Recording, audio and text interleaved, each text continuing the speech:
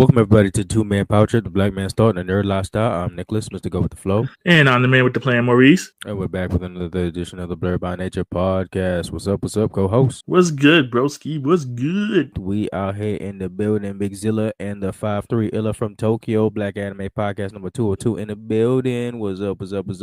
What up, people? Oh boy. Well, on that note, let's stick into some vibe, guys.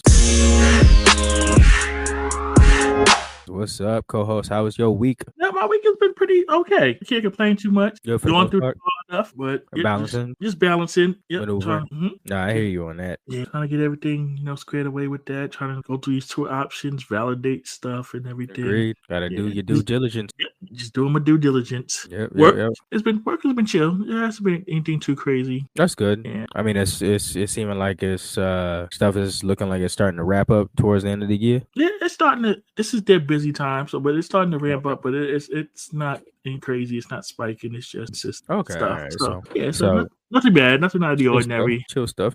I hear you. Same on my end. Been a chill week so far. The weekend was pretty nice. Like I was telling you from before, and I was showing you the videos, that ramen event I went to on Sunday. I was posted up. I left my house about early, head out there. Got there, I think the event started around like 11, and I got to the event about 11:15 or something like that. And then by the time I got there, the line was like going all the way down. And the amount of time they gave people to get in and stuff like that, it was like by the time I got there, it said about an hour 15 wait and stuff like that. But like with the situation that had happened with that, is like I had my stool and I had my Switch, so I was ready to, chill and wait. I didn't have to rush nowhere after. So I just seen everybody have to deal with that. And then, people behind me is further gone down. They told them it was like a 2.5 hour wait and stuff like that. People was tight. He was getting off and shit like that, and I was just chilling. But the ramen event was pretty nice. Took nice photos. Got free food, stuff like that. Got a free bag. Took a Polaroid. Put that on the map wall and stuff like that. The Korean Culture Center is mad nice. It's mad cool, stuff like that. So it was a nice little fun event and stuff like that. And then last Friday I was back on my foodie adventure shit, finding a couple places and stuff like that. So getting back into some of my adventure bags and stuff like that. So that's cool. That's what's up. Yep. Yeah, man. So that's it for the most part. Other than that, work's been chill for the most part. The craziness of health center just in general, but regardless of that, been chilling. That's what's up. Yep. So yeah, on that note, let's change into the off the cuff discussion of the week. Co-hosts, I want to bring to the table. The question of this week is, I wanted to ask you, what's a decision you've made in your life that seemed small at the time, but ended up having a huge impact? Ooh, oh boy. Yeah. A small decision that made a big impact. It's like one of those things in retrospect, you check back and it's something like, damn. Like for me, I think since ironically this comes towards, I think the announcement that they're wrapping up with the King Dakar at Six Flags Great Adventures in New Jersey. Mm-hmm. I remember riding that with my homie Demi back in high school, and she somehow tricked me into the front seat. And I remember going on that shit, and it was like at the time, I think just in general, it's like one of the tallest roller coasters and shit like that. Mm-hmm. And then after going through shit like that all the way at the front seat, going through that experience, I think it triggered something in me that like later on down the line that like led to me to doing shit like skydiving at like 19 and shit like that. Just the inferences of like levels of raising my confidence. Like it was just from roller coaster to roller coaster, from like small stuff like one thing in Lake Compounds to a Hydra in Dorney Park to the King Dakar to like the Mummy ride in Universal to like skydiving. It's just like elevation of different shit that just like I used to call me and Elijah all the time. It was like Tommy Pickles and Chucky. I was always the Chucky. I was always the nigga out there holding the bags and shit like that. But when I saw Elijah out there, him and the whole crew, they'd be on roller coasters like there's no tomorrow. I'd be the one that chicken out and shit like that. Like later down the line doing shit like that, it just raised my confidence and my heir apparent to do shit like down the line and shit. So I say that's a small one that that changed my impact on getting out there and shit. Oh wow, okay, that's awesome. Yeah, I guess for me something small. I guess would be deciding to do this computer thing. Yeah. Nice. It could be a decision today, and then boom, shit. Look at your life. Yeah, right. I think about that. Yeah, if I decide another path, who knows? We probably would have never met. Yeah, shit, man. I mean, imagine if you were still in the healthcare industry too. Right, that's what I'm saying. It's like wow, because like I said, I met you through Wrestling. Reconnecting with a friend that I went to high school with, and we were in the same engineering program. Ah, look at that. So that's how I got to the viewing parties, and that's how eventually I met you. Yeah, shit. I'm trying to remember how did I get around to the viewing parties too. I think it was just a flyer that was just going around on Facebook, and then the parties actually had me connect up with Quentin because I was trying to find out who wanted to pop out to the party, and I haven't seen Quentin since like back when we was in high school. This was when we was both in college and shit like that. And I hit him up. I was like, "Yo, I know you like wrestling too. You want to go out to this?" And then that's how me and Quentin connected from after high school. And it was so funny meeting him again because he used to be shorter than me. And then I saw him, man, he was a big ass nigga. I was like, oh shit.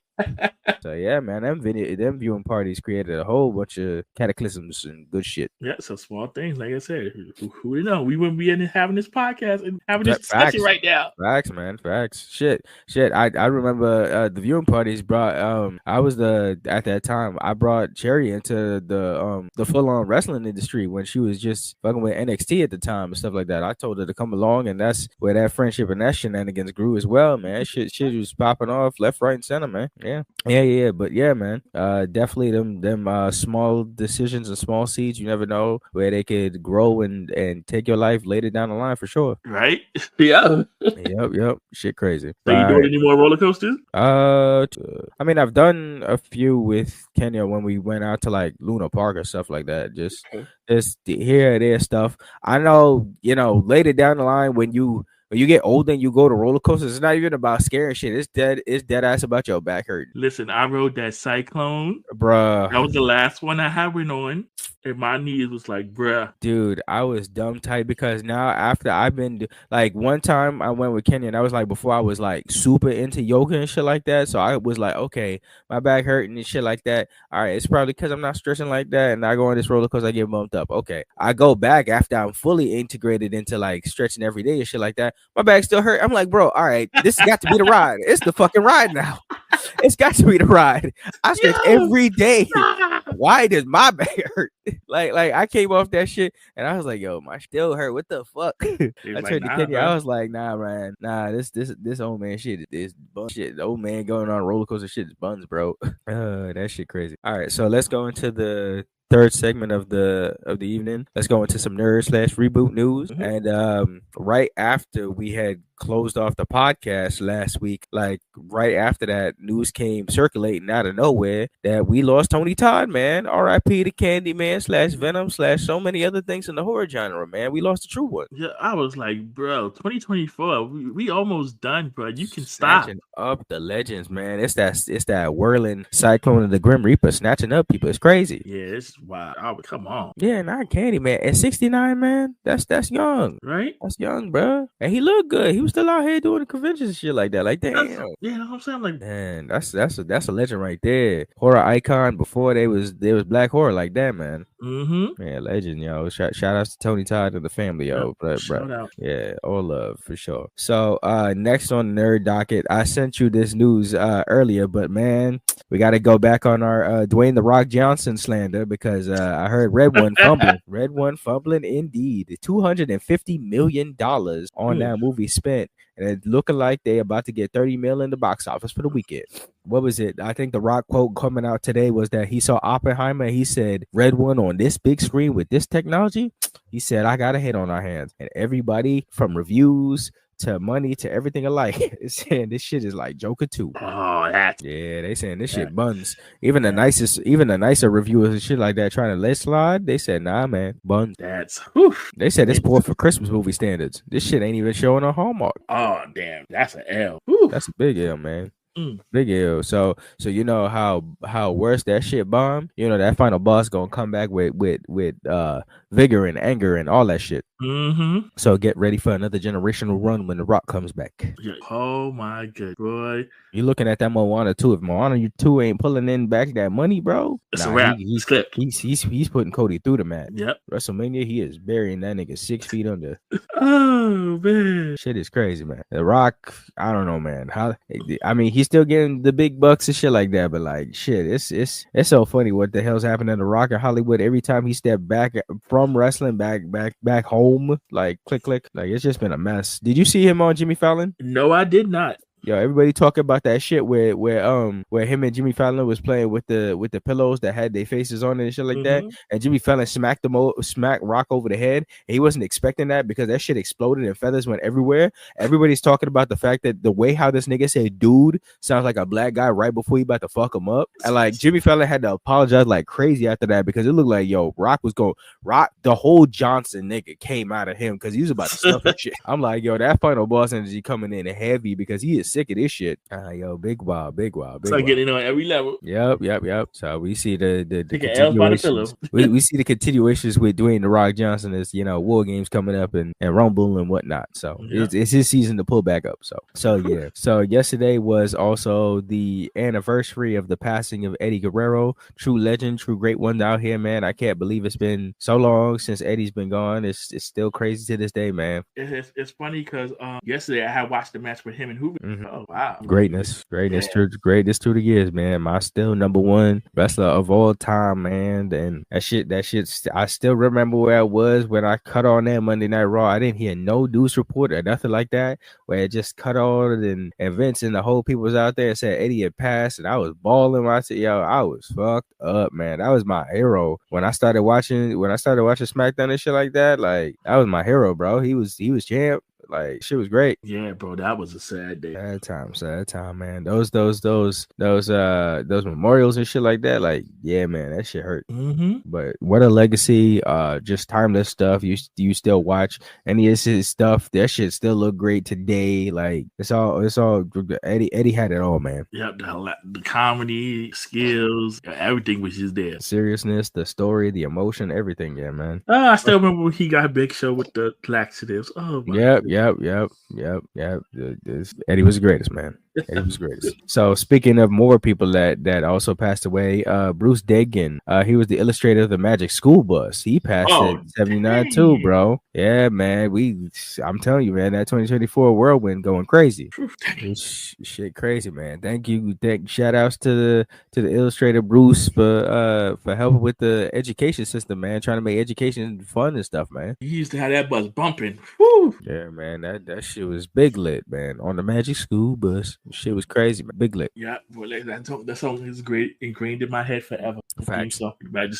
Big facts. So next on the docket, man, son, bust out your apron, get the markers ready, cut that shit out, and add a new title to the line on that apron, bro. Because Spirit just announced that they are dropping that Christmas store, and I think that Christmas store is either out now or out very soon because they need to start making them last minute sales. Can we get to Thanksgiving, people? Well, not Spirit on that time where they got to be here today, going tomorrow. They trying to collect on these last couple months, bro. Next thing you know, we gonna get Spirit New Year's. I'm like, even for Halloween, they start in October. So I'm like, what's going on here? They need to make that money, bro. They need to make that money, bro. Bro, have you not been in the stores? You see that shit? They hopping over the greens, beans, potatoes, and tomatoes, bro. That's what I'm saying. No time for that shit. Hop it over. Can I have a sweet potato pasta? Yeah, they said it's all the way in the back aisle. In the front aisle, we got all this Christmas shit though. Bro, you can enjoy Black Santa if you want your sweet potato pie. It's all the way in the back, bro. I need all these stores and everything else to get up on Mariah Carey time. Ha. Did you hear? I think Netflix is dropping a Mariah Carey sing along special with a whole bunch of people soon. Like Netflix 100% tapped in this year. Wow. Like, I know y'all want the year to be over, but come on. Nope. They said, you know what it is, bro. Big tree coming up, all this shit. Y'all can have dinner at any point. You know it's Jingle Bell Rock time, baby. After Job, they already got the tree up. Yep, that's how it is. Time to bust out the Grinch stuff, baby. I'm like, what the blue hell is going on here? Listen, I'm waiting till Black Friday so I can put up my Grinch lights back up. I'm waiting with my order in time, but hey, it'll come. But yeah. So next on the nerd docket, this is one personal to me, but yo, I saw this week my son Trick Williams did the shit I wish niggas would have done a long time ago, baby. He brought the NXT title to Jamaica, man. Let's go. Okay. I saw that shit. I saw he was spending 4 days out there, brought the NXT title to Jamaica. I was like, bro, if you're doing reconnaissance, if you're trying to tell me something right, Trick, if you're trying to tell me they trying to do a PLE, if they trying to do Backlash in Jamaica, bro, I'm waving the flag for WWE, baby. Okay. Anything that goes out there first, you already know the motherland to me, baby. If they want to have a Jamaican PLE, get some stars out there or create some wrestlers out there, yo, I'm here for it always, bro. Shout outs to Trick doing the business. Nobody be taking the belt out there. So yo, I'm big facts, man. I felt that shit. That shit was great. He was eating good too, bro. Yeah, that's what's up. Yeah, man. He looked like one of those photos they captured all the way in like the 80s that they keep up in the Jamaican restaurant in that corner for like dumb long for no reason and don't want to change that shit. You wonder if that nigga's still alive today. Yep. Get him added to the wall. Yeah, facts, man. Shout outs to Trick, man. Shout outs. Right. That shit was a big pop to me. I saw that shit and I was dumb hyped. Every photo he dropped, I'm like, hey, Trick, man, let's go. Everybody was reactivated. I saw Jay Cargill under that shit. She was like, yeah, that look like Kingston. I was like, yeah, man. That shit was great. Shout out, big.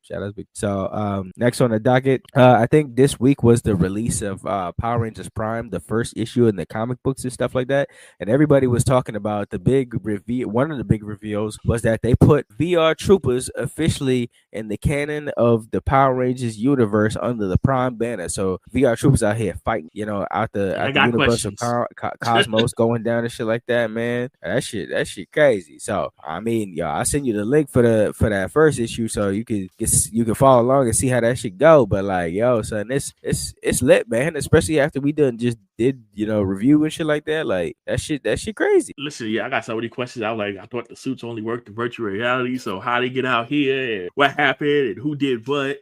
I guess we gotta read it and find out pretty much. Like I said, at first when you said P, I thought you was gonna mention they that shall not be named, and I was like, oh, don't you do it? Oh no, that's still buried. I don't even think we've heard anything new on Craig McKagan's reboot, the one that he's doing for like the original style of we haven't heard nothing on that. Somebody put something on it. Them CW peoples, that shit long and buried. The only superhero CW shit they got right now is the last season of Superman and Lois, which is one of the best things they've done in a long while. But that's about it. After that, they ain't fucking with no more superhero shit. The best superhero shit they got is NXT, baby. Shit, yeah. So next bit on the nerd news. That Penguin show just finished on HBO Max, and bro, is that shit beloved? Niggas is talking about DC got the big hit of the year. This is probably show of the year. Niggas are chatting about it, talking about it. Episodes 1 through 8. That shit was a masterpiece, man. That shit have you fucked up and feeling good and a whole bunch of shit. So shout outs to the Penguin show because that shit brought conversations going down, and DC ain't have this kind of light in forever. DC and HBO Max taking this kind of W, man. This is unheard of in the longest time. Yo, listen, I'm glad they got the hit gun better than Velma. So hey, yeah. Did you ever did you start it or did you watch any of it or was you not yet? It's on my list. Definitely recommend, especially since we all went to go see that first Batman movie, Connections and all that shit, bro. You gonna be hooked, yo. Them 8 episodes is a fucking ride. That shit, in my opinion, definitely. It's one of the show of the years. Just calling it lightly, but it's probably, in my opinion, probably the best show of the year. Shit crazy, bro. Shit crazy. Yeah, bro. Yeah, so enjoy. And last bit of news on nerd news on the docket. I just wanted to talk to you about that thing I sent you from before with the Crunchyroll English dub voice drama going down with that dude David Wald, who's also the voice of Gajio from Fairy Tail. He done left his role, not not reprising that shit, now working for Crunchyroll again. He said he about to expose the industry and shit like that. And I'm like, yo, there's something on the underbelly of Crunchyroll that once in a blue moon I be hearing some shit that just be going down and shit be leaking out somehow, and they just like something shady be going down with Crunchyroll. So like, I don't know, Crunchyroll be sus sometimes. Yo, wow. Yeah, so that I guess we gonna find out, cause yeah, when niggas want to leak tea, I mean, they know they nothing holding them out, but an NDA we probably don't know about, but we'll find out if he signed any of that shit. Yep, find out for sure. Yep. So yeah, so that closes up the book on nerd/reboot news for this week, and it's time we get in the ring, baby. It's time for the main event.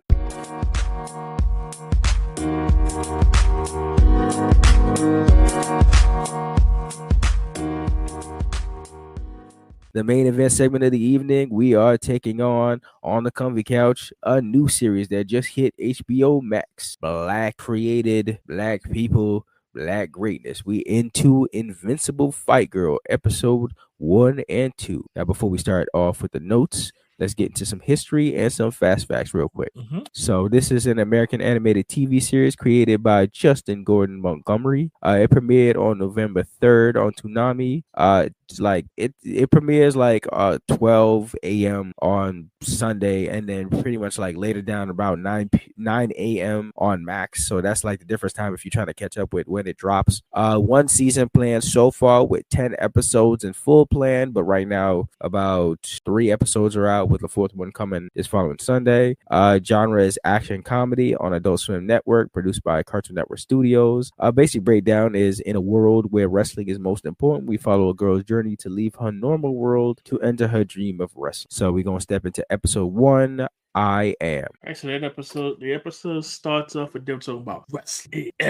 So we open on the narrator. Is this kid David? You know what? I'm not sure. I gotta look further back into that, because the second I heard the voice, I was like, is that Keith David? That's, if you start off with Keith David, I'm like, all right, you got, because there's some voices I've heard so far that's like in the industry. This ain't just like indie voices out here. I think they got like Clancy Brown, aka Mr. Krabs, in one of the episodes too. So it's like, what the fuck? Wow. Yeah, like they get names and respect on them for hopping on this shit. This shit needs a push, and I love it, man.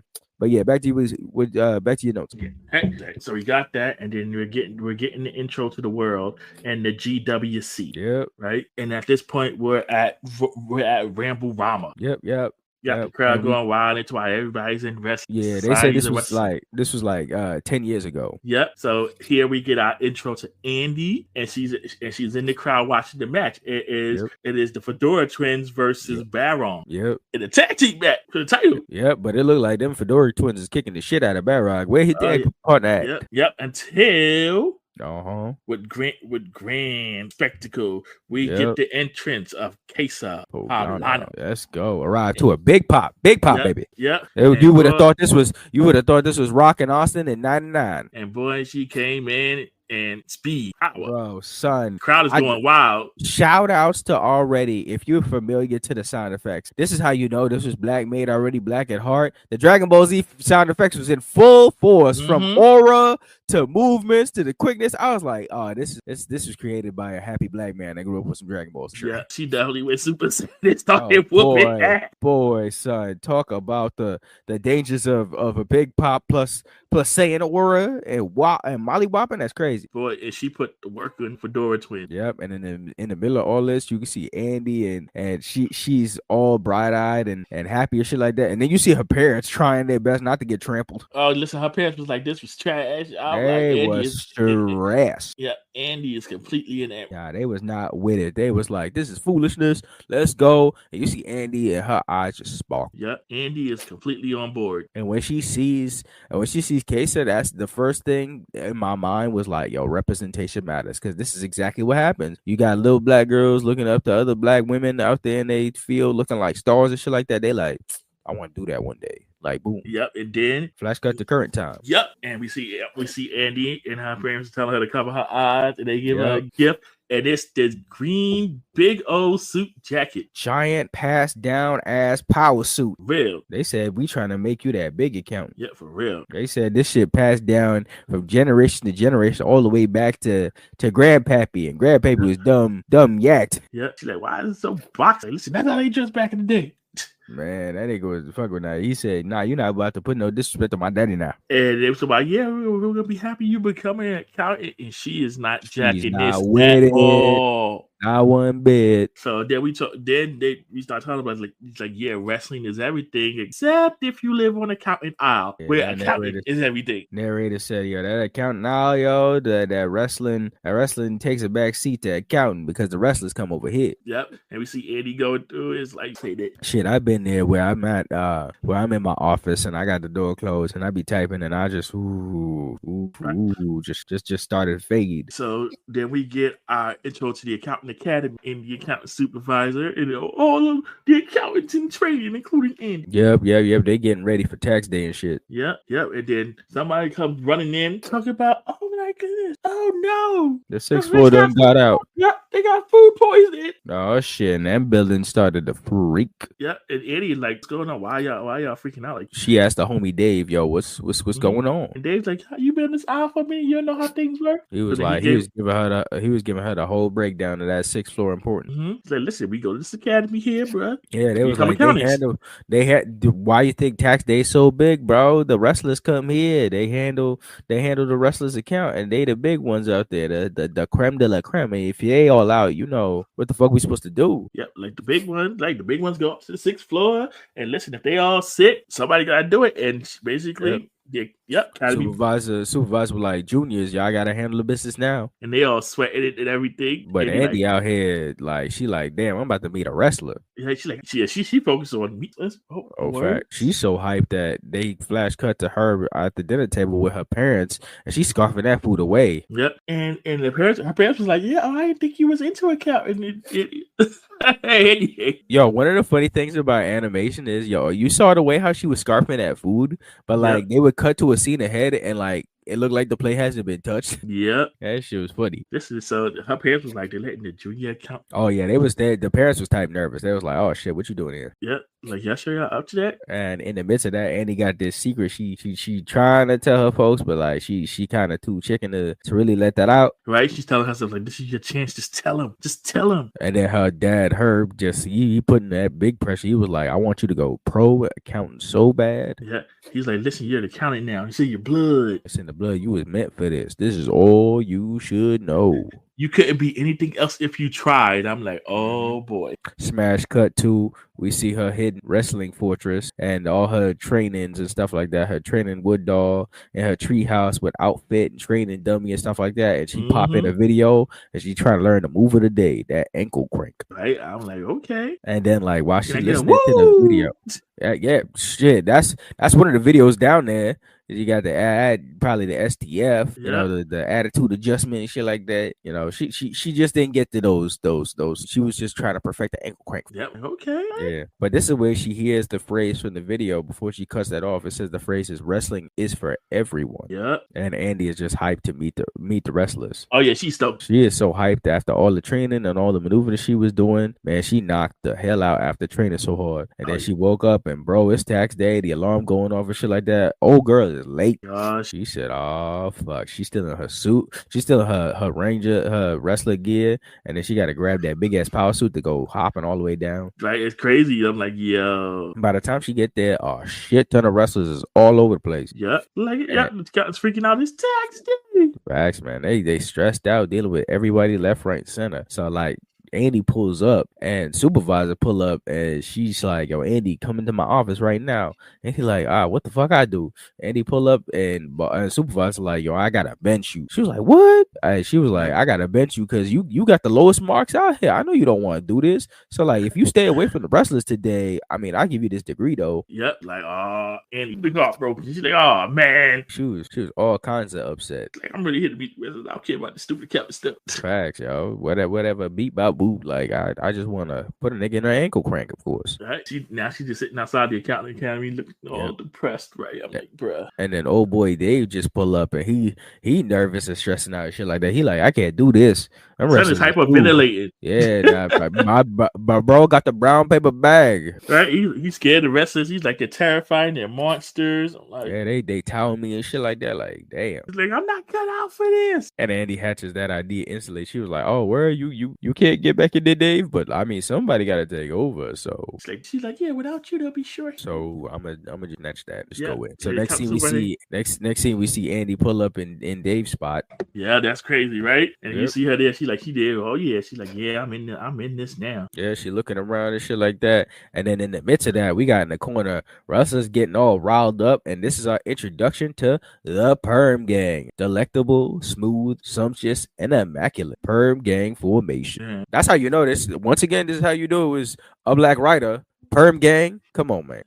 Right? Come on, man. This shit was between that and the Ginyu Force representation out here. Like, yeah, bro, definitely. So yeah, Andy is starstruck. And like in the midst of them, they was like, see, we found somebody that want to show us some respect. She out here getting starstruck over the Perm Gang. Wow. They was like, yo, we choose you to be the accountant. They give her the receipts, and they like, you out your debt. Like, what you gonna handle, man? You gotta handle this stuff. Yep, yo.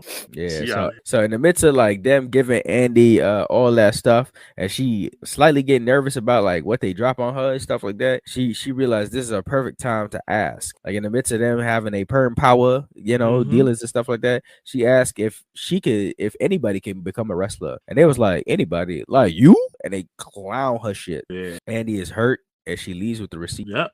That shit hurt, man. You got your heroes and shit like that. It's one of those never meet your heroes and shit like that. She was like, what the fuck? He was like, yeah, they was like, what? You would laugh. Yeah. So and he takes her time to cry and go away and stuff like that, all the way to the point that the wrestlers are leaving, and she's like stressed, and she out by like, the roadways and the beaches and stuff like that. And then some old woman pulls up to her and talks to her and says, you are or you aren't. No one gives you a permission to be a wrestler. And Andy's like, yo, what the fuck? Wait, who the hell was that? Who was that old lady? Yeah. So right when Andy wants to talk to her, OD, you see in the background the Perm Gang causing a scene. They stomping out niggas, they chopping niggas, they beating them down. Power bombs delivered by the 10,000s out here, man. They just destroying all the innocent people, and they just mad because the receipts got thrown out on or like Andy mistake. They was like, yo, y'all fucked up. All our back paying money and shit like that. That shit gone. Like, where's our receipts at? And shit like that. Andy's like, oh fuck, I fucked up. So Andy steps up, and Immaculate says, yo, know your role, accountant girl. They said they was dropping them promos. They said, we are God. We gotta remind y'all. And they just attacking the innocent left, right, center. Yeah, I was like, what's going on here? They was pulling some Vegeta and Nappa business, fucking up them regular peoples, yo. Yeah, I'm like, y'all was wilding, bro, for real. Facts, man. But put it in a context. I mean, I understand if somebody fucked up my tax return and they ain't find me no money and lost all my receipts and shit like that, I've been keeping for a year. Yeah, I want to kick a motherfucker's ass though. Yeah, like I say, I understand, and it was on y'all watch, so it's like, what happened? Like somebody finna run me my tax return money one way or another. So Andy steps up and Andy challenges them to a match, and Immaculate steps up and Let's Wrestle is like an echo call to deploy a ring from space. I said this shit reminds me of Yu-Gi-Oh! Battle Cities tournament, the way how Kaiba had that shit set up from the satellites and shit, and then it delivered a ring by Buff Corp and with Ref Bot and all included and stuff like that. They said GCW detects a match. This is how matches get started around the world. The ref bot took me out. When the Ref Bot came out, I said this is how matches get started around the world, like Mortal Kombat. They was like round one, fight. Yeah, for real. So Ref explains the rules: pin, submission, KO. And right when we get to start, Immaculate hold nothing back. That's the shit about this show, man. Ain't no discrimination going down now. This nigga saw that little girl that started to go in the hammers. He said, "You want to challenge me? You gonna learn minute, he started beating that ass. Yeah.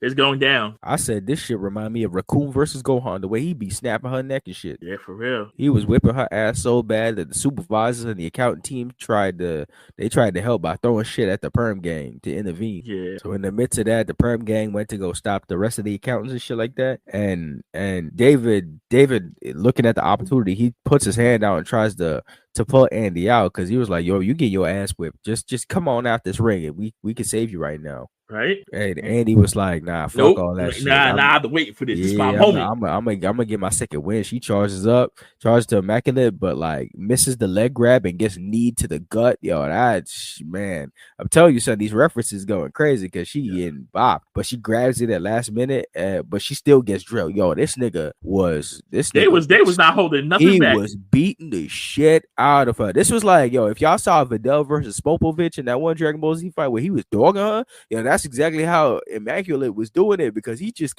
put the double axe handle to her back constantly. And yo, that's the thing I love about Andy. She don't shit. She be eating these shots for these grown ass niggas. She said, "Nah, bro, I'm still with it." What had me cracking up was the staple. Yeah, they threw that shit in the back of that nigga head. He was like, "What the fuck?" Yeah, we see the academy supervisor like, leave that girl alone. I'm like, oh shit. Facts. They was all trying to help, but like that shit was a no. They started chucking office supplies. I mean, shit makes sense. They all accountants and shit, so they got to maneuver. But yeah, so after he drilled her with a whole bunch of axe handles and shit like that, she still worked that shit all the way into the infamous ankle crank. Yep. Oh, wow. That's wild. Bro, when she hooked on that ankle crank, son, yo, Immaculate was hollering, wailing, everything. And he was wilding too. He was punching her straight in the face, kicking her straight in the face. Yo, that nigga was scared of that pressure, bro. Yo, yep. He was like, let's bruises, scars, everything coming up on her face. She get dog walk. And Immaculate nervous as fuck all the way,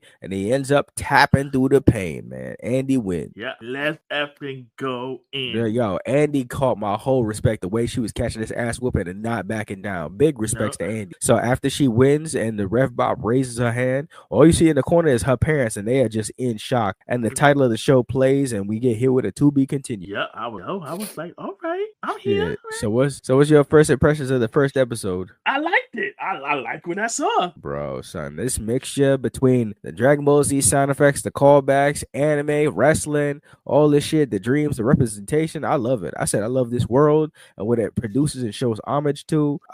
This is like a perfect time because Disney just canceled Moon Girl and Devil Dinosaur, so like we need Black Girl Magic on animated TV spaces. So this is a hit big for sure. Yep. Listen, leave them accountants alone. Yep. You gonna get fucked up with a stapler for sure. Word to Swear Strickland. So yeah, on that note, let's go into episode 2, Dreamers and Busters. Yeah. So where we left off with her and her parents, we go right back into it. Herb, her dad, calls Andy her whole government name, Andronaceous Dependent Smith. That shit. I was like, hold on. Dependent Smith. That is so accountant funny. That was wild. That is, yo, how you name like that's so funny. So she tries to escape Ref Bach and you know her parents is heated as shit. It was like, what the fuck? What happened to my baby? What the fuck is going on? What is all this shit? Where's the silly outfit? How you know how to wrestle? They trying to figure out how long this been going on and how, like, bro, where did this come about? What had me weak was she was so embarrassed. She was like, I hope somebody's gonna kill me. I don't know where Immaculate get up. I'm gonna kill you. Uh-oh. He's like, well, be careful what you wish for, girl. He's like, listen. Yeah, Immaculate gets up for revenge after Andy feels like she will die from embarrassment. And I said, like, it's a quick theme that plays. This is where we get our first intro to the theme. And I said it's like as 80s/90s a wrestling game theme as that could get. It felt like a throwback to one of them wrestling games. Yeah, and I was like, wow. Yeah, I liked between the music and then the little the moving posters with the little flame that shows the Invincible Fight Girl. That's just cool. Yep, I was like, oh snap, this is nice. This is nice. I like the old school, new school feel all around and shit like that. So big shout outs to that. So getting back into the episode, Immaculate says he feels like he got bamboozled. He got embarrassed. He was like, fuck all of this shit. How you beat me? You just an accountant. So he like, yo, he trying to get his revenge, but RefBot getting in the middle. He was like, nah, fuck that shit. And he just beat up Rick. Leave them accountants alone. Yo, he done beat up RefBot, and then he starts to threaten the family. He said, yo, this your family? Fuck out of here, son. I'm taking them shits. I'm beating their ass too. Yeah, I'm like, yo, why you threatening the family, bro? Yep. And he said, put up your dukes, she ready in that shit. But then right when they about to fight, bro, this aura pulls up from this old lady that was down there with her peppers and shit like that, and that shit shook the whole aisle. I said, yo, nah. She said the fight is over, and damn it if it is, bro. Cause she used that Conqueror's hockey. That shit was too strong, dropping people. For everyone normal around, it was dropping like flies. Yep. Shout out to Hunter x Hunter. That Ryatsu made him think if he stuck around, Granny was gonna kill him. Odie big death sign and shit like that. He got old with the stress. Perm gang ran with him, knocked out and shit like that. And they swear revenge while they carry Immaculate out of there. Yeah. Oh shoot. Shit crazy, man. That old lady too fucking strong, man. Yeah, she's scary. Yeah, yo, so that shit. You always love the old people in anime because they usually super yak. This shit gave me a Master Roshi vibe straight off. Real. I was like, yo, and poor RefBot. Yeah, he got snuffed out. But we gonna talk about RefBot in a second. In the midst of that, her parents done just snatched her up after they get free. They was like, what the fuck you doing? Yeah.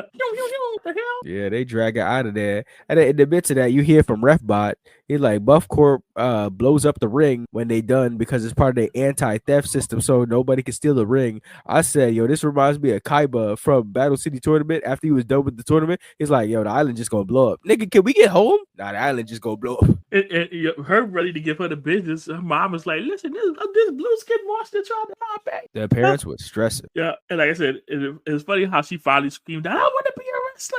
Yeah, I mean, it was too late at that point. All the bruises and combos and shit like that, like they seen it all. So she was like, fuck it, I'm gonna tell y'all how it is. She come truthful with her dream. She's like, this is what I'm wrestling out of. The parents was like, nah, we ain't having this at first. It was like the parents put it down to confusion and think it's still an accountant life for her. Right? She's like, I don't want Chris numbers. I want to smash bro. Yeah, she want to smash them and stack them like Roman Reigns.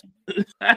She want to be the tribal chief on the accountant aisle. Throw your staplers up. Yeah, wow. Yeah, so she shows her she shows her folk the secret training she been doing, and shows, and like when they look around, it was like, shit, where the hell this all started? And they looked at the tree, and the pin up on the tree is the ticket to that first show all that time 10 years ago. So she been bitten by that bug 10 years. They ain't know nothing about that shit. Nothing.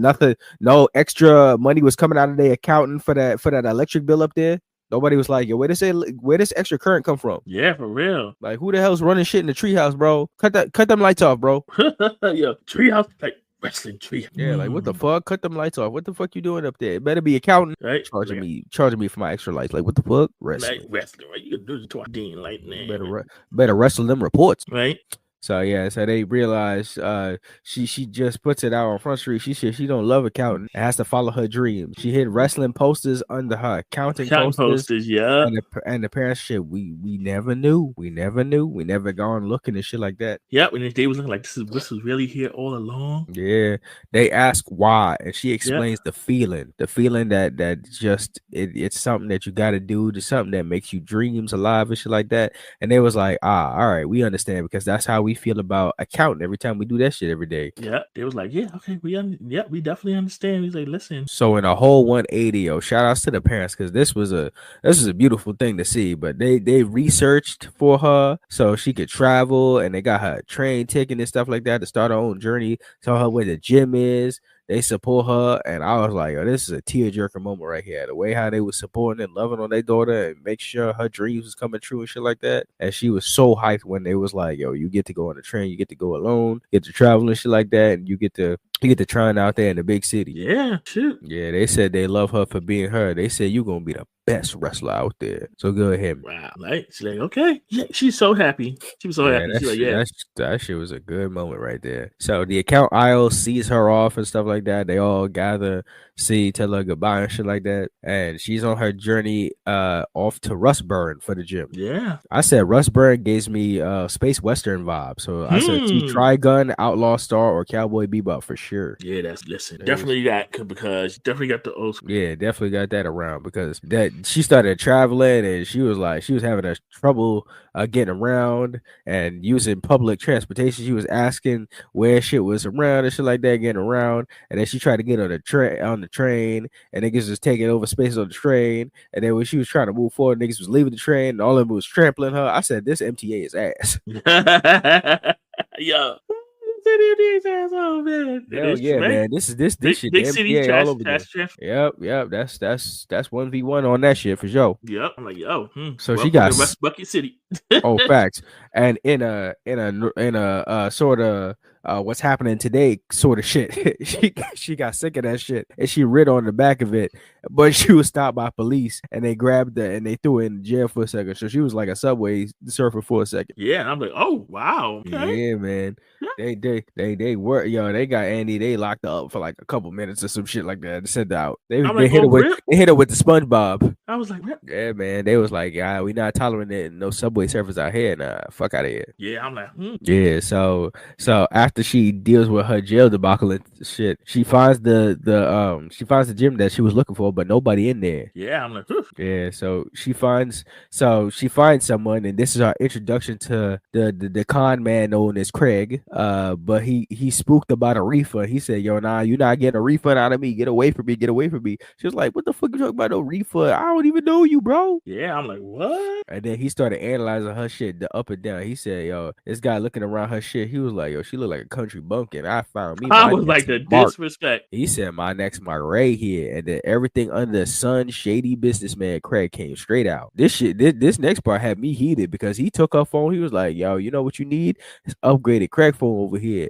See, look at that shit. And then he just bust her phone. He was like, that shit didn't pass the concrete test, bitch. I was like, you just what? You did what? Yo, what, bruh? Nigga, I am out in the city by myself, no parents. I am young as hell. Talk about I didn't pass the concrete test. You ain't about to pass the concrete test, nigga. Your face about to let this phone. Hold up. Facts, bro. You about to catch this extra crack. You about to catch this ankle crack. Yeah, right. Fuck. Try to train. They talk. Come on. So Andy tries to pull up on Craig and he runs for it. And he bobbing, dodging, weaving and shit like that, getting through corners and shit like that. And she trying to follow him, but in the midst, she trying to get through the turnstiles, and that shit rips her bag. She dumb tight. I felt that.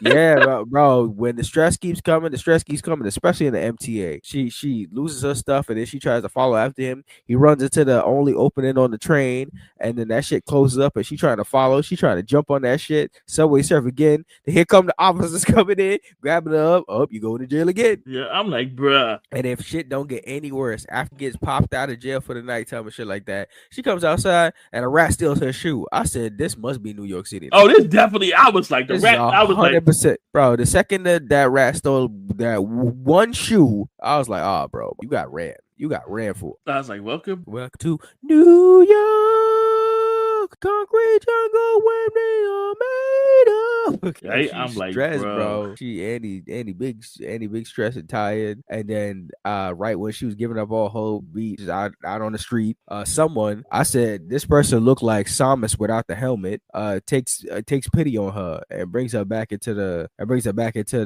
bar. Right. So and they talking now, right? Yeah, so she asked for a phone and they go into a bar. So this is where we meet the people known as the Busters, the Buster Gang, Goldie, Coco, and Papa. Yeah, what was wrong with old girl arm? So she explained that Busters is failed wrestlers. They want to make a safe space for folk, and that's the bar and stuff like that. So they did Dusties?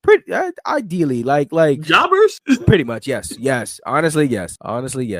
Those who didn't, or it like indie jobbers for sure. Because they said they didn't make it to the big time. They've been trying and failing. Like Coco failed her test 3 times. I think Papa was too strong for his own good. He can flex, but he can't touch his face. And then Goldie showed what the fuck was going with her, and she released that shit. And something happened to her. I don't know what kind of wrestling match she was in, but them niggas fucked up the skin off her arm, bro. That shit was alien horrors. Whatever suit she got on, that shit is keeping her alive, bro. They fucked her up. Right, some nigga probably hit her with the brain busting and call it a day. Yeah, like, I'm just like, yeah. So they failed for various reasons, and then Andy started lashing out at them. They was like they comfort in they real life, especially on giving up things and living for you and living unhappy and shit like that. Like that shit crazy. Andy said it couldn't be me though. right? I'm like, and you was happy, but she was sitting there on that payphone thinking like, Yep. Yo, Coco gave some good info. I love the dichotomy of this episode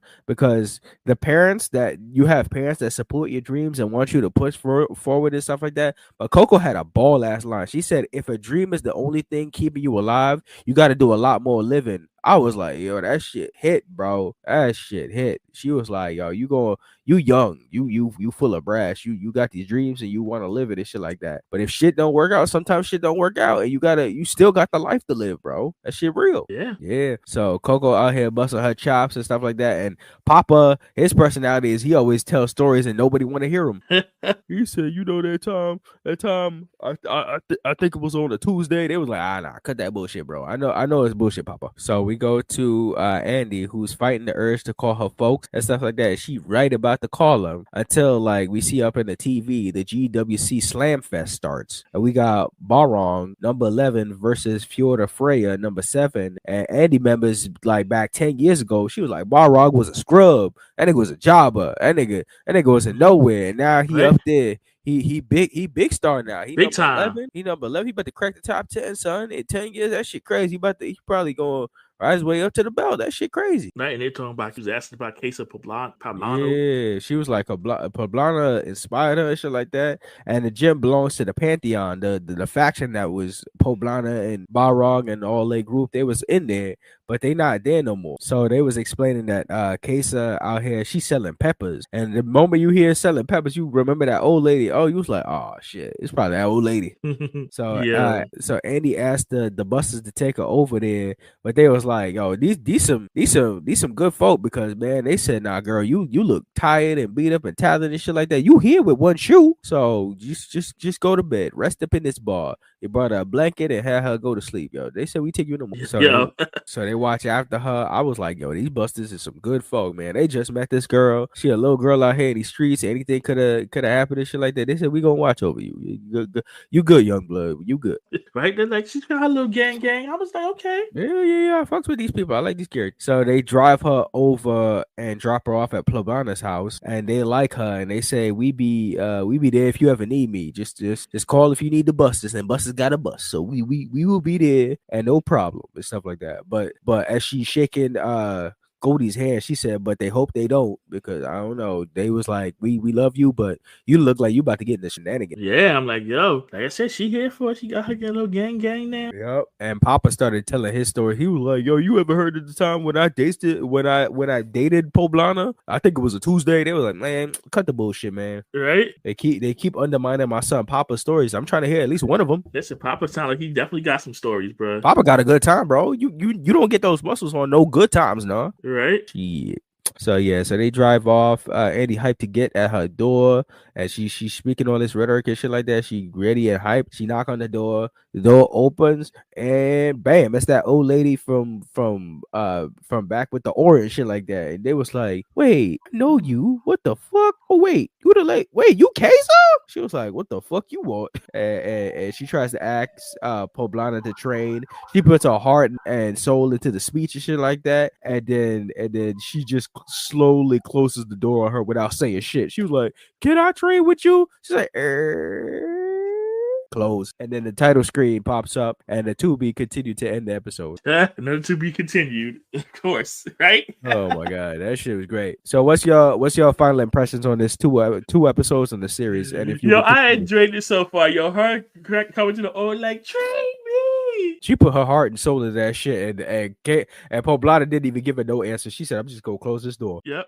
She said, take your crazy ass somewhere else. Right not on my front porch. No front. Don't be acting crazy in front of my peppers. Ooh shit. I said, Yeah. I love this show. I will recommend it all around. Being black and supported by your family is so important. And on the flip side, being told giving up is okay, and you still have life to grow and more meaning by adults is equally important. She also got schemed and slimed in the city. So this shit is A1 realistic as it is wacky. Yep. I love these characters and can't wait for more episodes. We got a hit right here. Yep, I like where this is going so far. Shit, man. man. I used to dream about having a black series that has anime and wrestling, and boy, they put that shit all together. Shout out. And let's go. Let's see how this go. It's right up the alley, man. And they promote this with AEW and shit like that. Like, shout outs, man. This shit good, man. This shit good. Kessa, I'm coming for you.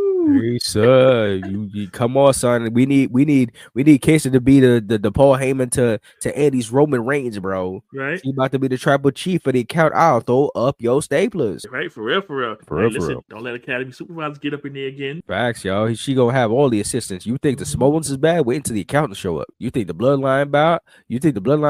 Wait until the accountants pull up, man. Accountant about to shut it down. You didn't know right off the coast of Samoa is the accountant now. They scared of them niggas right there. Staplers and rulers and pencils. Oh my. So yeah. So that's gonna close off the main event segment for the evening. Close that off. And to shout outs to our preview, our next review episode coming up for next week. We got a special guest episode out here. We gonna be doing the pilot episode of Veep with our special guest, homie Lily gonna be up on the podcast. 3/4 of Scooby Gang gonna be out here. We gonna be telling stories and all shenanigans, and probably some Scooby snacks gonna be thrown around while we tell these stories. Let's freaking go. Yeah, it's gonna be a good time. Good time next week for sure. So yeah, guys, we got an email set up at blerdbynature@gmail.com, Facebook, Instagram, and Threads at Blerd By Nature, Twitter /X at Blerd By Nature. Nature spelled ANATURE. We are trying to figure out what is going on with this blue sky and shit like that. Everybody migrating and shit like that. Social media just looking wild every minute. Something. But co-host, hit us with the YouTube. You can find us on YouTube by searching for Blerd By Nature Podcast. Yep, we are available on all podcast platforms. Episodes still being worked on. We working on them all about. Check out and look around for our couple of uploads, and more will be coming as always. Any final notes before I hit the outro, co-host? Take us home, co-host. Raise your fingers to the sky and represent the account aisle, because the tribal chief Annie is walking out here for sure. The champ. So thanks for joining us today from Black Thought to Nerd Power. This is Nicholas, Mr. Go With The Flow. And I'm the man playing more. And this was another edition of the Blerd By Nature Podcast. Thank you for listening, everyone. And until next time, peace. 1, 2, 3. Ding, ding.